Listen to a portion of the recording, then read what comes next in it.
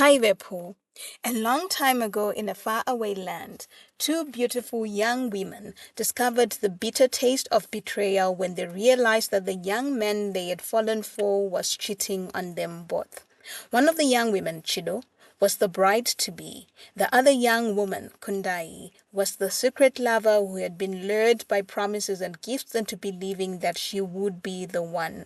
Until one evening, in the dead of the night, the bride-to-be Chido watched her fiancé cavort in the bushes with his lover, and saw their impending marriage crumble in the middle of a moonless night. Shino would have remained oblivious to her husband-to-be's shadiness had she not overheard two younger women gossip about her imminent marriage when she had gone to bathe by the river. Imagine, one of the gossipers said, her voice half whisper, half shout, and stopping in mid-washing to dish out the story to her companion. That boy Namo does not even respect that his future father-in-law is the wealthiest man in the kingdom. He does not understand that the man who lavishes on his only child will also guarantee him a life of comfortability. No, not at all interested in all the mole riches, but busy frolicking with a poor girl from the fishing villages. Shino, who had been about to sidestep and find another quiet spot to bathe from in the river, had stopped as her father and fiance's name on the gossiper's tongue hit her ears. She stood and listened now as the sweat of fear dripped down her neck despite the chilly late afternoon breeze. "Serves you right, the mole daughter," the other gossiper said and trilled in laughter. "She doesn't greet, she doesn't smile, she doesn't associate. But now, look at her, sharing a man with a girl from the poor villages. All of her father's riches will not save her from the cunning nature of man. Man will humble us all, rich and poor." And the two women trilled with laughter and continued with their gossiping and washing. Shino had no more, except the inserts of her name here and there. She had had enough, enough to pain her. Her heart had suddenly seemed too full to beat, and its rhythm seemed way off, and for long moments she felt as though she was suffocating from the pain of it all. Her hand involuntarily went to the gold chain that rested on the nape of her neck. It had been her Duma. It had been the present Namo had given to her when they had visited her aunt, and with it he had promised that he would bring the cows for her dowry very soon, a moon from now to be exact. And yet he was apparently seeing someone out there. She stood there long after the washing women had left, still clasping the pendant on her throat. She stood there as the breeze grew stronger and brought with it the lengthening of shadows and the beckoning of night. She stood there even as she registered in her mind the hullabaloo she had probably created in her homestead with her disappearance. For she knew how protective her father was, and how her maidservants had to constantly watch out for her and accompany her so she was never alone. Now he would be barking at everyone because she had not returned for their daily supper, and the entire household would be appended as they looked for her. But she could not move, because moving could only mean accepting what she had had, that Namo, her almost husband, the man who had wooed her out of her reclusive shell, who had made her laugh on their excursions, who had weaved bouquets of flowers for her, and who had allowed her to dream of her happily ever after, was two-timing her. She did not know what time it was when someone stumbled into the clearing and stood before her. She was startled for a bit, but normalcy returned to her posture when she realized it was Nguva, the family's chief guard and their best friend. His face was a mixture of anger and relief as their eyes met. Relief succeeded as his body slumped and he said defeatedly, "Shido, do you want your father to finish us? Huh? What are you doing here?" She stared at him for a long time, and then, deflating even further than she already was, she said, "He is cheating." "Who?" Guba asked, even as realization dawned on his face. "That can't be true. How? Aren't you with him most of the times these days? Where does he get the opportunity to see someone else? Unless, of course, you have seen him at it." I haven't, she said. I just had some women talk about it. Then she looked at him, a hint of light returning to her eyes. Nguva, how about you find out for me? Why don't you follow him and see if it's true? Nguva rolled his eyes. He was used to getting silly requests from his ward, who was also his trusted friend. They had known each other since they were hardly babes, as Nguva's father had been a chief guard in the Mohu homestead. Nguva and Chido had then been raised side by side after his mother had passed, and Chido's mother had taken him in to raise him as her own. And the two had grown into brother and sister camaraderie and rivalry, always finding something to fight about 1 minute and another to agree on in the next minute. So as they grew into young adulthood, they had always sent each other on errands. She to soft some girl he liked for him, and he to find out if a potential suitor for her was a good match. And Nguva had been the one to thumbs up Namo. He comes from a neighboring Gara kingdom, he told her, and he comes from wealth. He's a merchant, as his father and forefathers before him, but he is thinking of settling here, as he says our rivers give him portals to the other kingdoms, unlike his kingdom.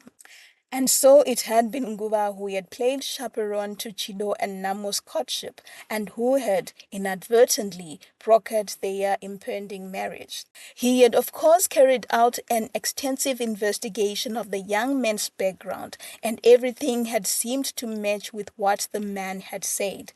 And in his mind, there was no doubt that Namo was solid and was a good match for his ward and friend.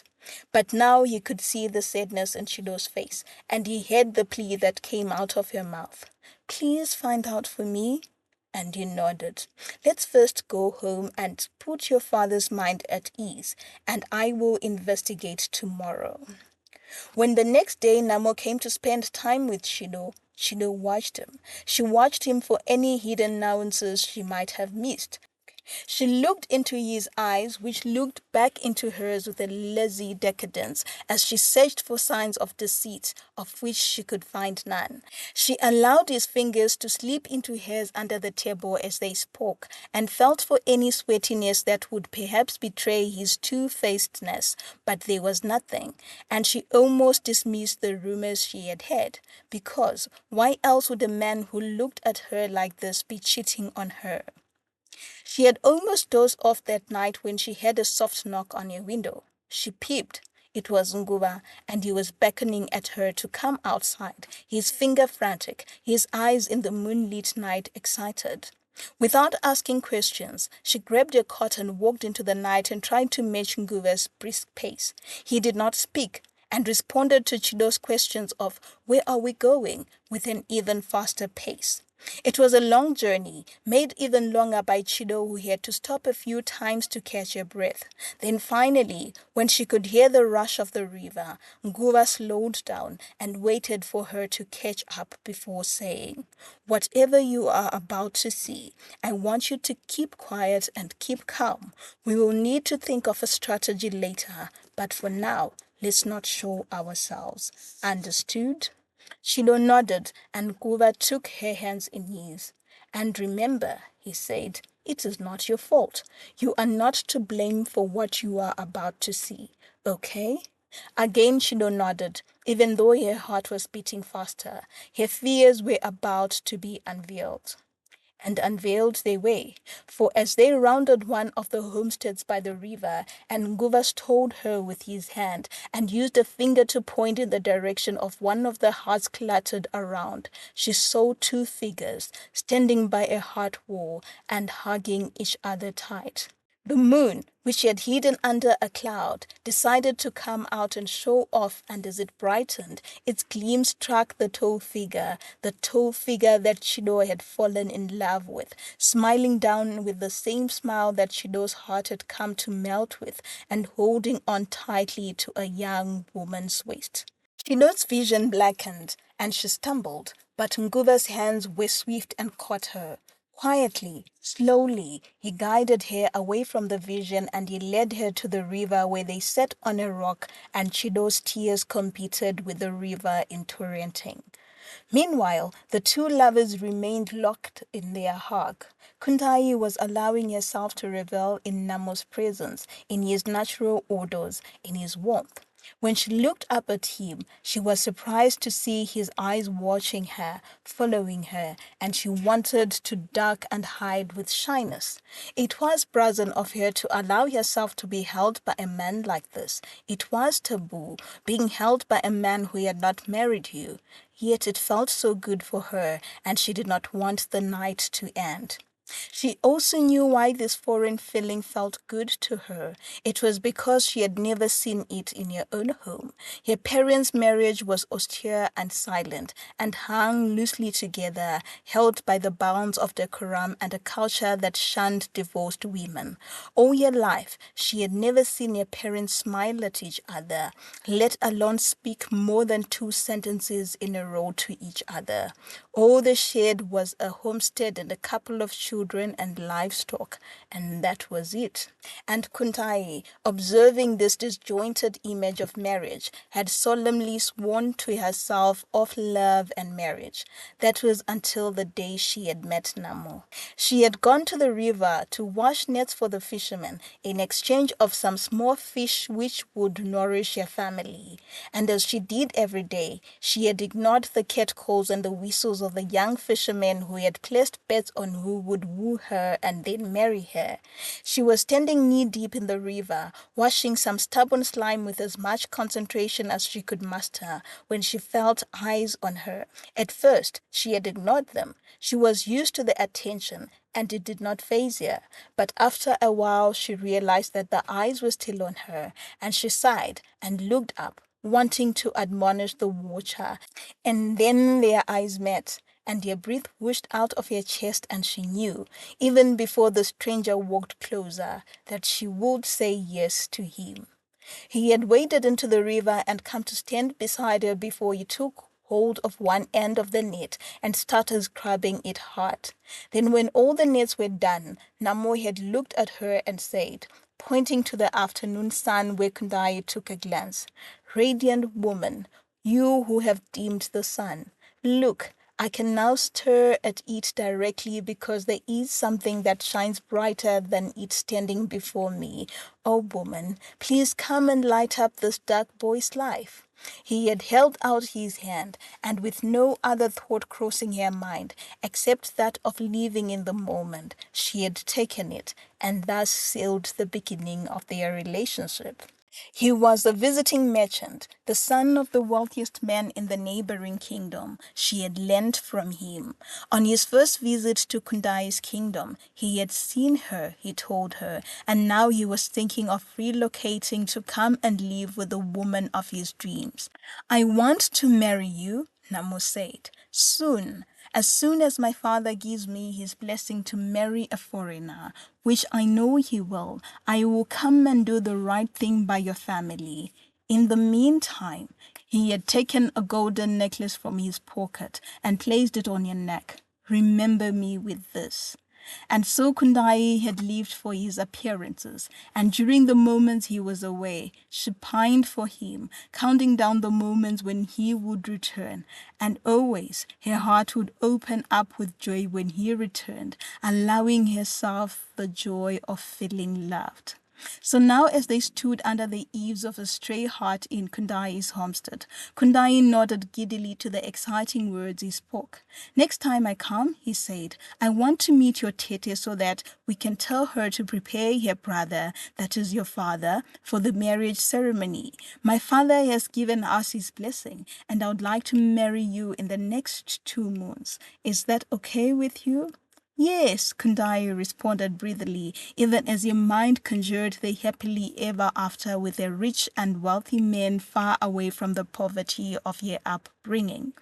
But her joy was ephemeral, as it was interrupted the following afternoon by a beautiful, wealthy-looking, dark-skinned young woman who seemed to be her age, who appeared from nowhere and came to stand before her in the middle of a small path that Kundai was taking to the river. Kundai had blinked rapidly, successively, as the suddenness of the strange woman's appearance had almost been that of an apparition, but the woman stood there, looking at Kundai, anger and loathing competing for space in her eyes. So this is she, were the thoughts running in Chido's head as she stared at the shabby young woman who stood before her.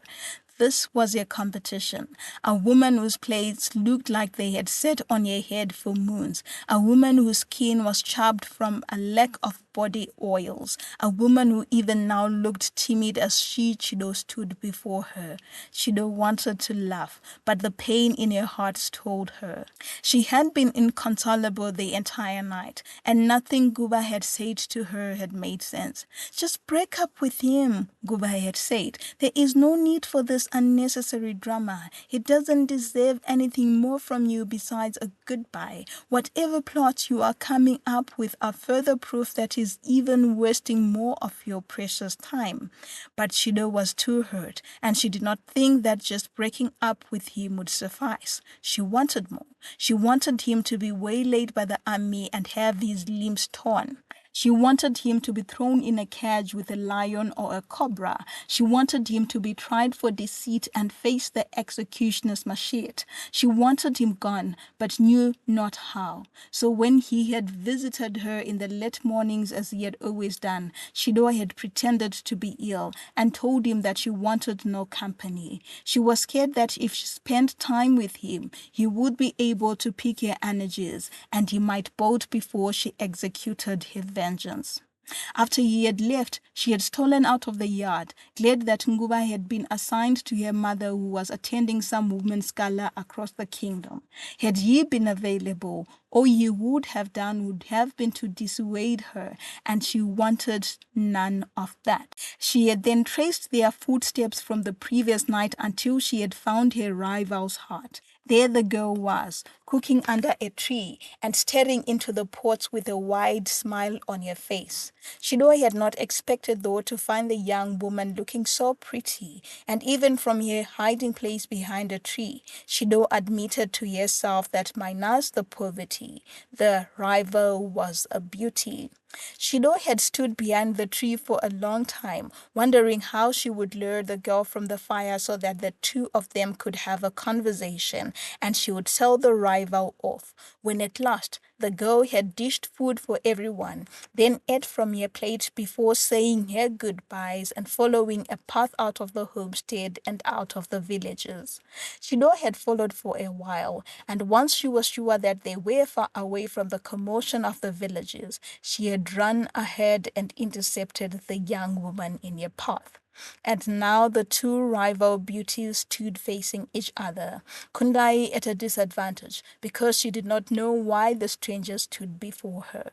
Chido did not waste time, instead contorting her face in a mock grimace, then clapping her hands in slow motion as though handing the victory to her rival. And there she is, Chido said slowly, addressing an invisible audience. The woman who wrecks relationships, the woman who cannot find her own man, but instead is content to touch and be touched by other people's fiancés in the middle of the night. The woman who cannot be showed off during the day because of course she is not worth it, but who treads her femininity under the shadows. Then turning to Kundai, she finished. You know, there is a name for women like you, right? How much is he paying you? Kundai did not answer, as each successive word from the strange woman's lips had felt like a battering to her soul. What was happening? Who was this woman who stood before her? Fiancé?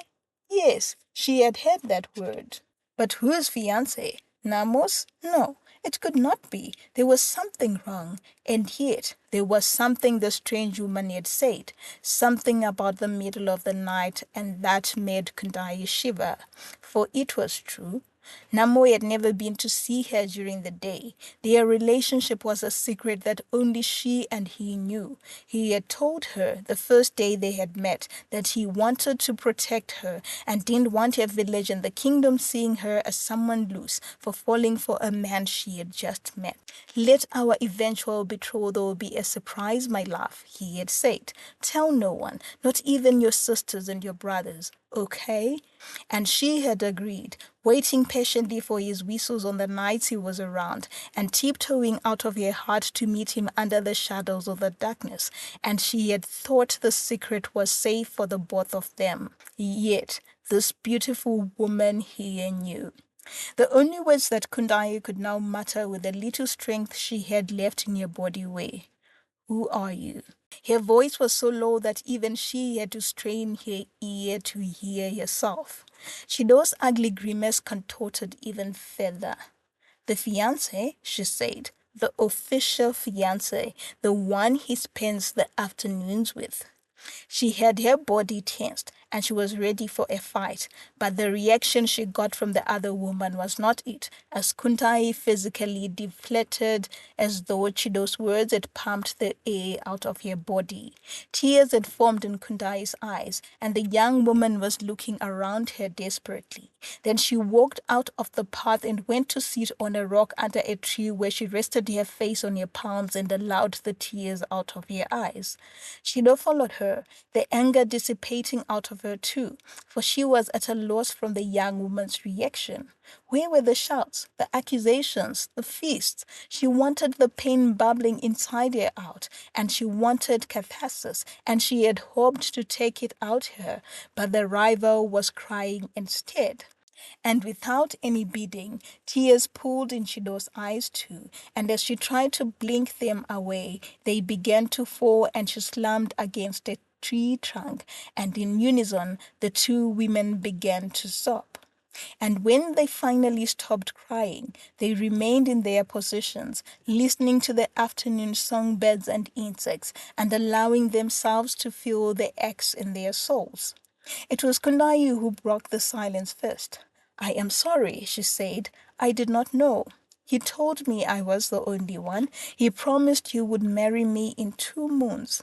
Shido laughed, although it was a somber laugh. "Well, you promised me and my family that you would marry me this moon, as soon as the moon begins to wax." "Look," she said, taking out the pendant from the folds of her collar. "He has already given me Nduma in the presence of my aunts. I thought he was serious." It was Kundai's turn to laugh mirthlessly too, as she reached for the pockets on the side of her dress and brought out a similar pendant. Both women looked at the two pendants and laughed. "He thinks we are fools," Kundai said, and the words rang clearly in Shido's ears. "I want to squeeze him," Shido said. "I want him to feel the pain I'm feeling. I wanted you to feel it, but now I see you were taken for a ride, and you are in pain too, but I can't let it go. He has to suffer too." The two young women were quiet for a while, then Kundai spoke. "I agree with you. He should suffer. I can't believe I fell for him and for his silly charms. I, who has guarded my heart from disappointment, had to fall for a lying, cheating scam. No, we have to do something so that he feels the pain of betrayal as we have done." Shido now looked at her rival and saw the resoluteness in her face, then asked, "What do we do then?" And the two young women sat in the shadows of the forest and plotted. For now, they agreed as they parted in the late afternoon. "Let us continue seeing him as we have always done. He should not suspect anything, and we should continue solidifying our plan until the day of the revelation, where he will learn the power of women united." Guba was shocked at Shido's change of tune when they saw each other the following day. "All men cheat," Shido told him. "All men are deceitful. You know what? I have been thinking about it this whole time, and I saw that you guys are all the same. My cousin Kuda, her husband has 3 wives and a mistress in the market.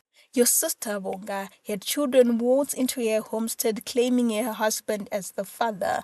My friend Tsunki has been publicly shamed for refusing her husband to marry another wife. No, I have accepted Namo, as flawed as he is, and he is a cross I shall bear, no matter what you say." And although he had tried to give her alternatives, Shido would not listen, and eventually Guva gave up. "I hope you will be happy in your marriage." "As long as you will take care of me, I will be fine," she retorted. "Now, please help me prepare for the meeting with the king tomorrow." When Namo walked into Chido's homestead that afternoon, it was with his usual pomp and arrogant step. He was a self-assured man who walked with his hand resting on a gold-tipped can and who made sure to greet everyone around with a small gift or token which endeared the whole family to him. To the young cousins around the homestead, he handed biltong and small bags of nuts. To the older ones, he gave them small silver coins which were engraved with the crest of his kingdom, and to Chido's grandparents, he gave similar yet golden coins.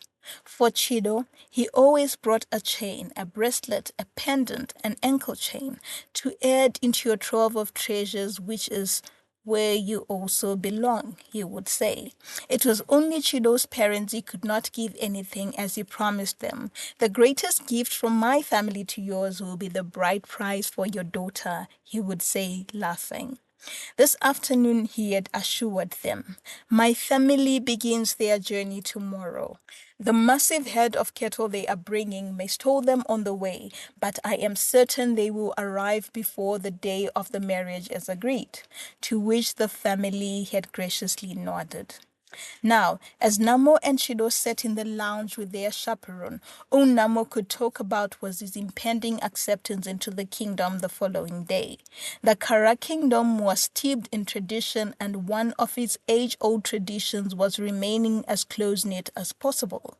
This meant that while foreigners were accepted and could live and work within the kingdom, they would still be foreigners, and their children and grandchildren would remain foreigners, unless, of course, an acceptance ceremony was held.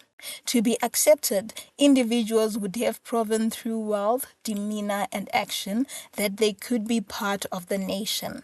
Several tests would be held and exorbitant payments made to the king's crown for one to be accepted.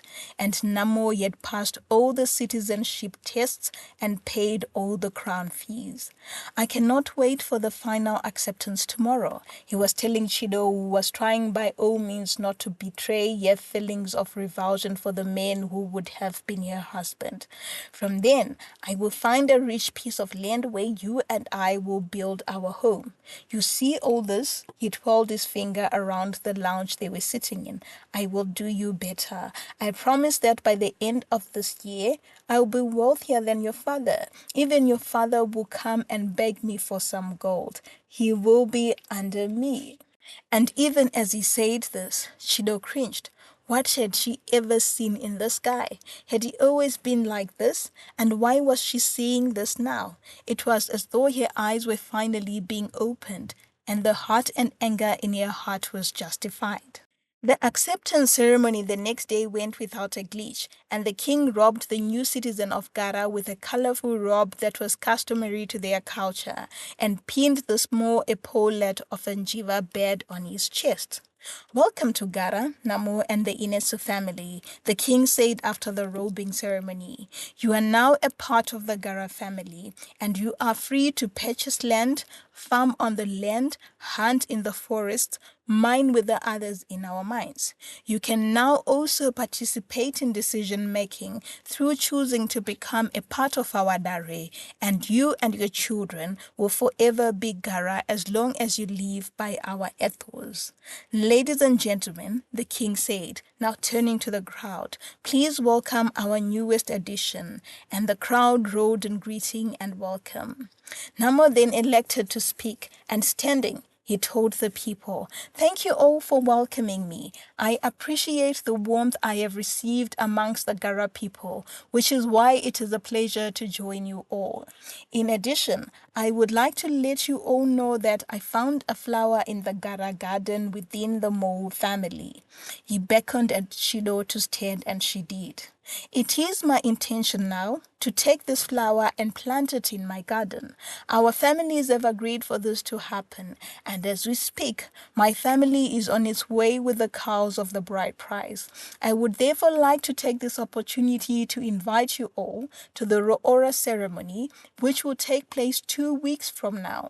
Come in your numbers and bring your hens and owls if you may. he finished, laughing to applause and merriment of the crowd. As the festivities swirled around them, Chido gave the slip and left. Of course, she had not expected to see Kundai here, as the event was usually attended by the important people and their decision makers in the kingdom. She found the young woman, however, waiting for her in their meeting place, and Kundai confirmed. Yes, he came to see me last night. He brought me this. She took out 2 silver coins, then sighed. It is a nightmare, Shido. I had fallen for this guy. Now I have to spend time with him, pretending that we are still fine when I love him and I loathe him at the same time. She began crying again. To think that I was already thinking of leaving this poverty behind. But now, no, I have both heartbreak and poverty. It was better when it was just poverty. Shido felt her pain and could feel the tears stinging her eyes too. She crawled before Kundai and said, Listen, I think I can help you find a job in our homestead if you want. I could talk to my mother and she can arrange a position for you, perhaps as a maid servant so that you can help feed your family, if that is all right with you. Kundai nodded and said, Thank you. That would be so much better than washing nets and getting 2 small fish. Then as she finished speaking, her eyes popped even wider. Wait, I have an idea. If you can arrange that I start work on the day you marry, and then you introduce me as your maidservant at some point during the ceremony, we could stir something. Shido was pensive for a while. I was thinking to break it off earlier. I don't think I can stomach spending 2 more weeks seeing him. But Kundai was speaking quickly and excitedly. Listen, this guy has humiliated the both of us by promising us a future filled with lies. How about we do him one better by ending it in public? It won't heal our pains, but at least it will keep him away from the young women in the village. Besides, if you break up with him silently after he has made such a public statement, everyone would think that it is you who is the problem, and there will be a stain on your reputation forever for leading on men and rejecting them. It will affect your future prospects. But if we expose him in public, then the tag of fraudster will be on him. Think about it. And Chido thought about it, and though she was not enamored by the idea, she knew Kundai was right. This could perhaps be a way to save her reputation too. At home, however, preparations for the Roora ceremony were underway. The Mou homestead was humming with activity as dressers came with cloth and skins for fittings. Cooks brought samples of dishes they were proficient in for testings, and hunters dragged in carcasses of different beasts. Every day, the elderly women in the family would congregate in Shido's hut and teach her how to take care of her husband, and would give her potions to use in her bath water or in her teas to make herself more desirable for her man. Maid servants filled in bathtubs with water and scented potions where she soaked herself until her skin was soft.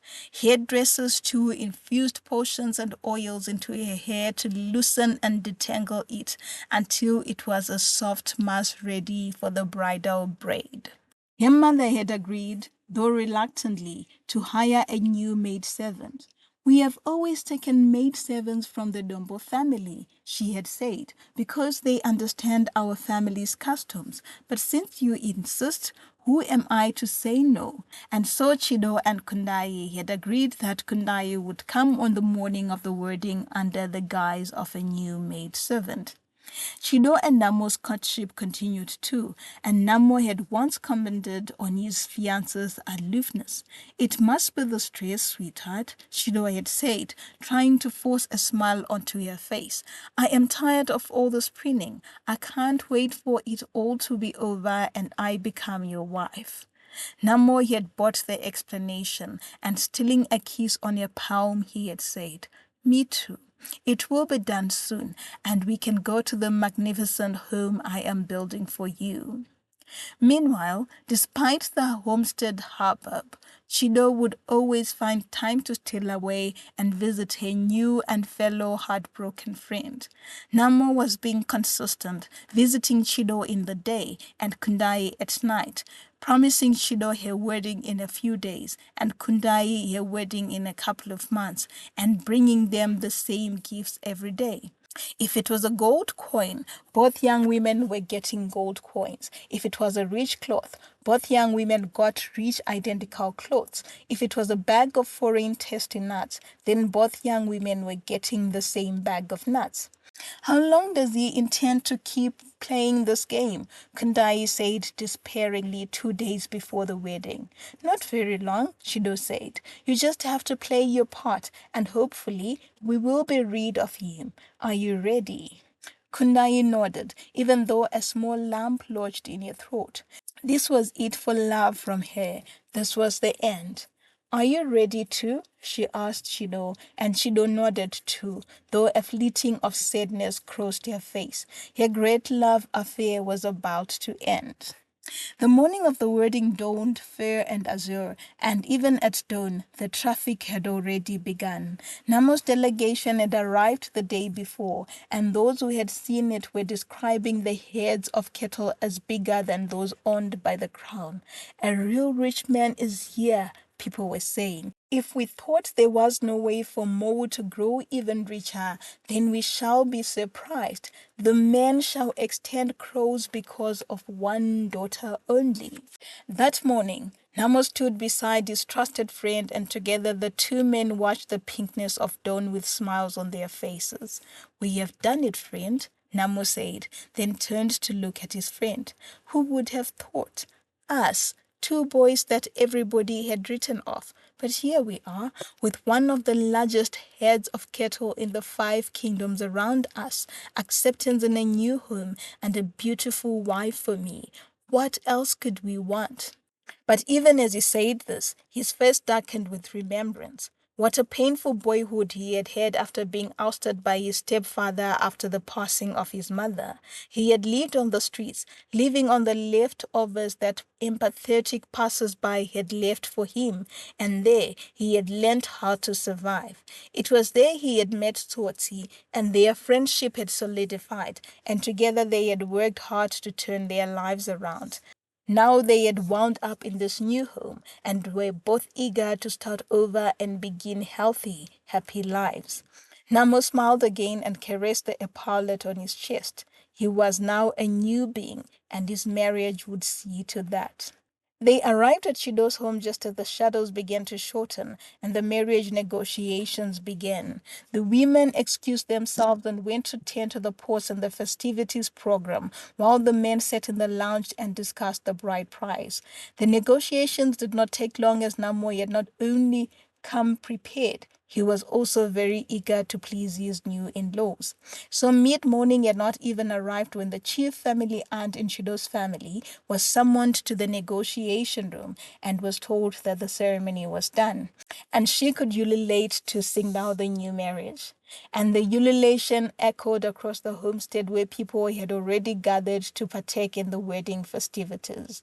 The party was then moved outside when the groom insisted to his in-laws, "Please do not call her in here. I want to unveil her outside in front of the kingdom so no one is left in any doubt that the marriage has been concluded." So the groom and the Moa men went outside to the homestead arena where the kingdom sat. Important men and women, including the Gara king, had been given seats of honor where they faced the rest of the crowd, while the attendees sat fidgeting on the ground, waiting for the bride's entrance. And when she finally entered, there was a collective intake of breath from the crowd, for the young woman looked so beautiful she looked unreal. Her colorful gown brought out the glow in her dark skin, while the tastefully placed golden accessories on her neck, ears, and wrists seemed to be a part of her body, of her skin, of your beauty.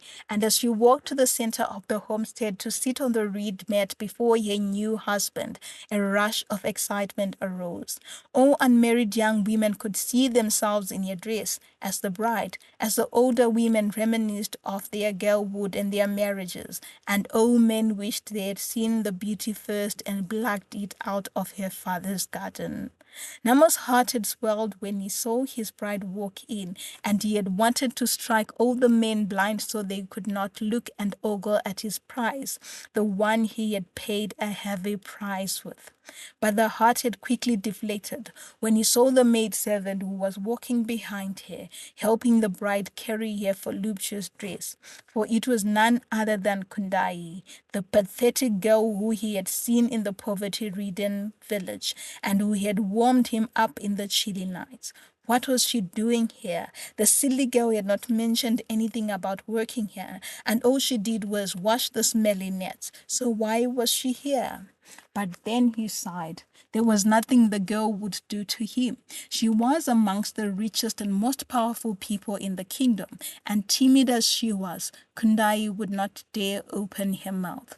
Also, Namo knew, wealthy people were elitist, and they would not even listen to her. He was safe. All he needed to do was visit her one night soon and then buy her silence with a trinket. And if she tried to be too clever, he would even threaten her. So he quickly shook his head to rid his mind of the poverty-stricken girl and turned to look at his gorgeous wife.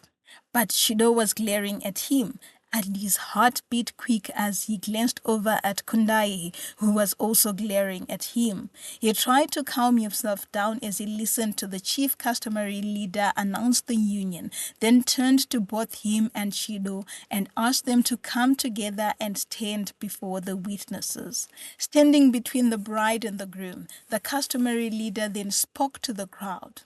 If there is anyone among us, living or in spirit, who holds reason to challenge this union, speak now so that the truth may be known, or let this couple be blessed with peace for all their days. There was silence in the crowd as people looked at each other and around the crowd, but no one rose or spoke. Then the officiant smiled and said, "Ladies and gentlemen, I do hereby declare the joining of the Mohu and..." But he did not finish as a cadenced voice spoke from the reed mat. "I would like to object, sir," Kundai said, rising and standing before the crowd. Again the crowd hushed and looked at the young woman, sensing the start of some gossip that would tide them over for some moons. However, some elderly women, trying to still the disruptions, shouted, "Quiet! Sit down!" and walked towards Kundai, wanting to drag her away from the ceremony and thus quelling discord. But the officiant was quicker and said, "Calm down, everyone. Let no one whom I have not given permission speak. We do not want this gathering to descend into chaos." He turned to Kundai and said, "Young women, speak now and do not waste the court's time." Kundai cleared her throat and her voice came out in a low hum. "Sir, people of Gara, the man who wishes to marry my mistress here is my fiancé too." She reached for her throat and took out the neck chain with its pendant before dangling it in the air for the crowd to see. "This man gave me this pendant to show his seriousness with me, and with it he pledged to bring cows to my home as bride price soon. To prove that I am not lying, the man has also gifted the bride with the same pendant for the same purpose." Shido, who had been standing quietly, reached for her neck and unclasped a gold chain and pendant that hung from it before dangling it in the air where the girl's two identical pendants danced for all to see. "That is not all," Kundai said, and drew out a golden chain from her wrist, with Chido mirroring her actions. Then another chain came from the girl's waist and from the girl's ankles, and with each revelation, the crowd gasped in horror. When the young women had finished unadorning, Kundai turned to the mute officiant and said, "My question, sir, is that you ask the groom when he will carry out his promise to me, since he has already played his part with Shido, my mistress here." The officiant had not even gathered enough strength to find a response when Namo stood and cackled loudly, clapping his hands slowly, then addressing Kundai. "Oh, young lady," he said, "it was never that deep. I saw you, took pity on you, and gave you those trinkets so you could sell them to help your family out of its poverty. My love," he turned to Chido, "do not listen to the silly one. I don't know what got into here that made you think that I would look at her and fall in love with her. Now I see that pity buries the one who pities others." Chido looked at him with cold eyes, then said, "So besides her, how many other people have you shown pity for? How many women are going to turn up and say that you gave them a trinket and you promised to marry them when it was just pity? Huh?" Namo cackled again, then said, "It's only her. Oh, my love, I can see that she fooled you. She saw the trinkets and probably thought that I wanted her. But look at her. She is so plain when she stands beside you. Look at her robes even, torn and worn. Even her skin is patched. Why would I fall for her?" Then he lifted his hands up and turned to the crowd and said, "Even if it were you people of Gara, would you choose her?" He finished, pointing at Kundai. Kundai, unfazed, looked into his eyes and challenged, "Well, you chose me by the river, and you said to me you would marry me because I am not as stuck up as the rich women from your class. You chose me, sir." Again, Namu laughed and said, "Suppose I say that. Do you have any witnesses?" For a moment, not even the wind moved. Then from the corner of her eye, Shido saw a movement in the crowd, and all eyes turned to Nguva, who came to stand beside the trio. "I am the witness," Nguva said. "I have seen you with this young woman here around their homestead at night." Then someone in the crowd shouted, "Me too?" Then another shout, "Me too," came, then another, until it was a chorus of shouts. In disbelief, Namo looked at the crowd, and when everyone had quieted, he laughed again and said, "So what? So what if you have seen me? So what? Our culture allows us to have multiple wives, so all I wanted was to test the waters. But then this..." He looked over at Kundai in disdain. "This was a mistake. I have no desire to marry it any longer." Shido spoke up and said, "And I have no desire to marry you any longer too. Take your cows out of my father's homestead and leave." Namo had the grace to look shocked, but then he quickly recovered and laughed. "Not you too, stuck-up shrew. I was actually doing you a favor, and I wanted to make you honorable considering that none of the young men in this kingdom were looking your way. Now look at you, squandering your only chance at a marriage because of this poor witch. Good thing my cows had not been locked in. I would take my leave now." He merged to 10, but then was struck by inspiration and turned to look at Kundai before saying, "And you, since you are so desperate for marriage, what do you say I pay your bride price today and you become my wife? At least with your poverty, you will be more humble than this shrew." But Kundai had not had enough time to register shock, let alone respond, when 3 burly, armed men burst into the scene, carrying sophisticated artillery. They were so big that their girths cast shadows over the standing group, and the crowd, which had grown increasingly excited, was craning its neck to see what was going on. Namo, alarmed at seeing the big man, grabbed the hems of his robes and made as if to run, but 2 of the men grabbed him one by each arm and locked him in an arm embrace. At that time, the king, tired of all the activity around him, stood and rang his royal gong. The excitement and commotion calmed, and everyone looked at the king, who now spoke. "Who are these men who enter my kingdom with no permission and yet with armory? Who is this that dares bring havoc in my presence?" The 3rd belly man, who was free of Namo, bowed, then knelt before the king. "My king," he spoke, "forgive us for trespassing and for violating your presence. We are the men of Kudo Kingdom, and I am the chief army leader. We are here because we had been looking for a miscreant who wreaked havoc in our kingdom. This young man He pointed at Namo. And his little band of thieving friends have terrorized our village, stealing livestock, gold, minerals from the people, and through cunning means escaping the wrath of the law. They have been nomadic, moving from one kingdom to the next and trying to use their wealth gained through massive theft scams to settle in new homes. It is with that, my king, we have arrived here at the order of your fellow royal to arrest this young man and his friends so that they come home and answer for their crimes, but only if you will let us say. The king's nostrils were flaring as he turned to look at Namo. Young man, his pet, who do you think you are? First, you two-time my daughters, and then you try to two-time the crown. Do you have limits, huh? Coming here with the pretense of an upstanding citizen, and all you are is a thief? Namo hung his head. The king did not speak this time, but he outstretched his hand. For a moment, Namo looked confused. Then he knew.